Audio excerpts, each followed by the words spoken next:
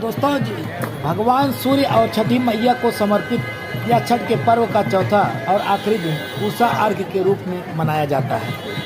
यह छठ पूजा के चौथे दिन उगते हुए सूर्य को अर्घ दिया जाता है। छठ की शुरुआत नहाय खाए के से होती है। इसके बाद दूसरे दिन खरना होता है। तीसरा दिन संध्या और अर्घ होता है। चौथे दिन को उषा और अर्घ के नाम पे जाना जाता है। कार्तिक माह के शुक्ल पक्ष की षष्ठी तिथि के दिन छठ पूजा की जाती है। यहाँ पूजा भगवान सूर्य और उनके पत्नी उषा को समर्पित होती है। उषा अर्घ का महत्व। छठ पूजा का अंतिम और आखिरी दिन उषा अर्घ होता है और इस दिन उगते सूर्य को अर्घ देने के बाद छठ के व्रत का पारण किया जाता है। इस दिन व्रती महिलाएं सूर्योदय के पहले नदी के घाट पर पहुंचकर उदित होते हुए सूर्य को अर्घ देती हैं। इसके बाद सूर्य भगवान और छठ मैया को से संतान की रक्षा और परिवार की सुख शांति की कामना करती हैं। इस पूजा के बाद व्रती कच्चे दूध, जल और प्रसाद से व्रत को पारण करती हैं। उषा अर्घ का महत्व। छठ पूजा और उषा अर्घ का मुहूर्त। उषा अर्घ आज दिया जा रहा है। उषा अर्घ का मुहूर्त आज सुबह 6:38 पर रहेगा। उषा अर्घ के दिन इन बातों पर ध्यान रखें। सूर्यदेव को अर्घ देते समय अपना चेहरा हमेशा पूर्व दिशा की ओर ही रखें। सूर्यदेव को अर्घ देने के लिए हमेशा तांबे के पात्र का ही प्रयोग करें। सूर्यदेव को अर्घ देते समय जल के पात्र को हमेशा दोनों हाथों से पकड़ें। सूर्य को अर्घ देते समय पानी की धार में पड़ रहे किरणों को देखना बहुत ही शुभ माना जाता है। अर्घ देते समय पात्र में अक्षत और लाल रंग के फूल डालना न भूलें। दोस्तों, हम आपको छठ पूजा की कथा सुनाते हैं। छठ पर्व से जुड़ी कथा के अनुसार बताया जाता है कि राजा प्रियव्रत की कोई संतान नहीं थी, जिसके चलते वह बेहद ही परेशान और दुखी रहा करते थे। एक बार महर्षि कश्यप ने राजा से संतान प्राप्ति के लिए यज्ञ करने को कहा। महाराज जी की आज्ञा मानकर राजा ने यज्ञ कराया, जिसके बाद राजा को एक पुत्र हुआ भी, लेकिन दुर्भाग्य से वो बच्चा मृत पैदा हुआ। इस बात को लेकर राजा और रानी और उनके परिजन भी ज़्यादा दुखी हो गए। तभी आकाश से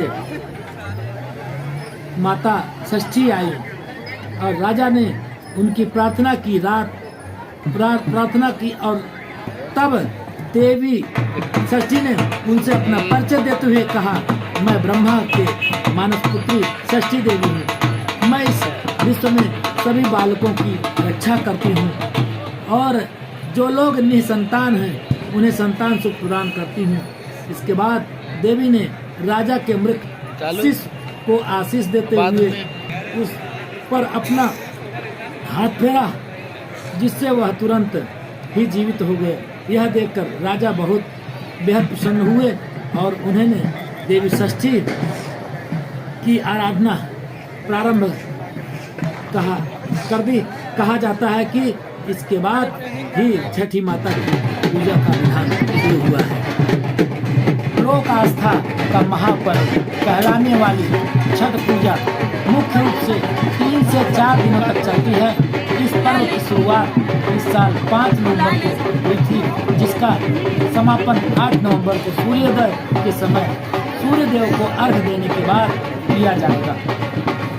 छठ पर्व का तीसरा दिन यानी छठ पूजा विशेष महत्व रखती है, जो इस साल गुरुवार 7 नवंबर को हो रही है। इस दिन डूबते हुए सूर्य को अर्घ देने का विधान। ऐसे में चलिए जानते हैं छठ पूजा के लिए सूर्योदय और सूर्यास्त का समय। इस बार सूर्योदय का समय था 6:38 पर और सूर्यास्त का समय था 5:32 पर। छठ पूजा प्रकृति को समर्पित पर्व है, जिसमें सूर्य देव और छठी मैया की पूजा होती है। यह पर्व 4 दिनों तक चलता है, जिसका आरंभ चतुर्थी तिथि से हो जाता है और समापन सप्तमी तिथि पर होता है। छठ पर्व पर नदी कमर तक जल में प्रवेश कर सूर्य देव को अर्घ देते हैं। आइए जानते हैं छठ पर्व की हर छोटी बड़ी बातें और मान्यताएं क्यों, कब और कैसे मनाते हैं छठ पर्व। छठ महापर्व षष्ठी तिथि को मनाया जाने वाला पर्व है, जो बेहद कठिन और पर्व नियम संयम और तपस्या का पर्व है, जो 4 दिनों तक चलता है। लेकिन इसकी तैयारी हफ्ते पहले से ही शुरू हो जाती है। अच्छा, आपको बता दें छठ पर्व मूल रूप से बिहार और पूर्वांचल से शुरू हुआ माना जाता है, लेकिन अब भारत के अलग अलग राज्यों में और विदेशों में भी मनाया जाने लगा और बिहार और पूर्वांचलवासी ही अन्य क्षेत्रों में रहने वाले लोग भी अब छठ पर्व के प्रति आस्थावान होकर छठ व्रत करने लगे।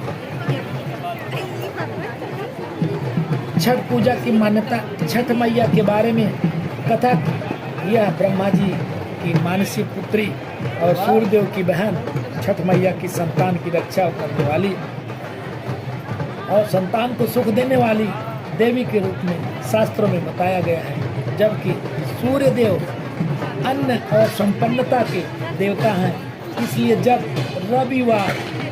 रबी और खरीफ की फसल कटकर आ जाती है तो छठ का पर्व सूर्यदेव को आभार प्रकट करने के लिए चैत्र के कार्तिक महीने में ही किया जाता है। छठ पूजा की तिथियां।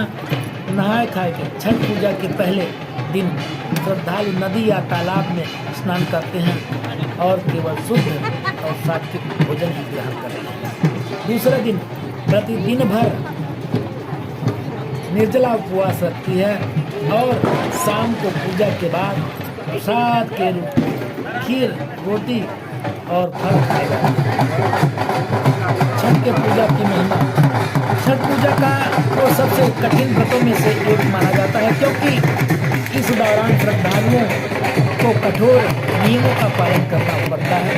यह व्रत परिवार की सुख समृद्धि, संतान की दीर्घायु और रोग मुक्त जीवन के लिए किया जाता है।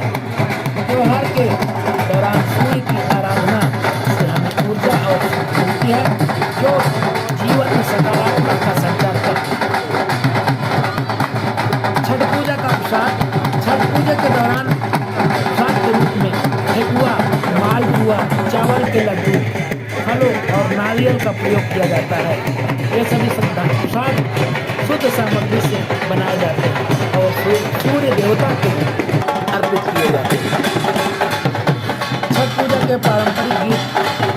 काचई बस के बहनिया, बहनी लचकत जाए, बहनी लचकत जाए,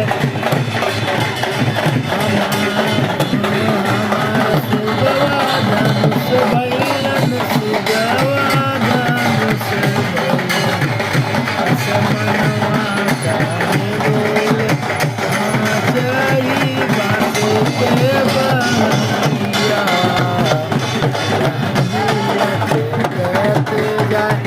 ये दोस्तों, यदि हमारी वीडियो आपको अच्छी लगे तो हमारी वीडियो को लाइक और सब्सक्राइब करें और बेल आइकन की घंटी दबाएं, ताकि इसी तरह से हम और भी आपको